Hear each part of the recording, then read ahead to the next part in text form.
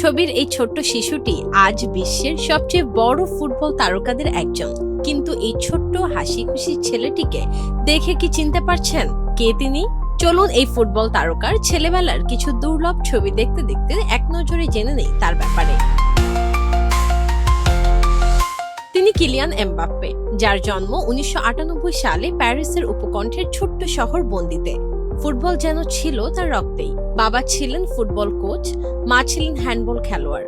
খেলাধুলাই ছিল তাদের পরিবারের ভাষা। বাবার হাত ধরেই স্থানীয় ক্লাব এএস বন্দিতে শুরু হয় এমবাপ্পের ফুটবল যাত্রা। ছোটবেলায় বয়সে বড়দের বিপক্ষে খেলেও গতি আর আত্মবিশ্বাসে সবাইকে মুগ্ধ করতেন তিনি। এরপর ফ্রান্সের বিখ্যাত ক্লিয়ার ফতেন একাডেমি, ফার্ম ফ্রেশ পাস্তুরিত তরল দুধ, তারপর মনোকর যুবদল। মাত্র 16 বছর বয়সে মোনাকোর মূল দলে অভিষেক আর ভেঙে দেন থিয়েরি অরির রেকর্ড। 18 বছরেই জেতেন লিগ শিরোপা। তারপর পিএসজিতে ইতিহাস গড়লেন, আর এখন বিশ্ব ফুটবলের অন্যতম সেরা তারকা তিনি।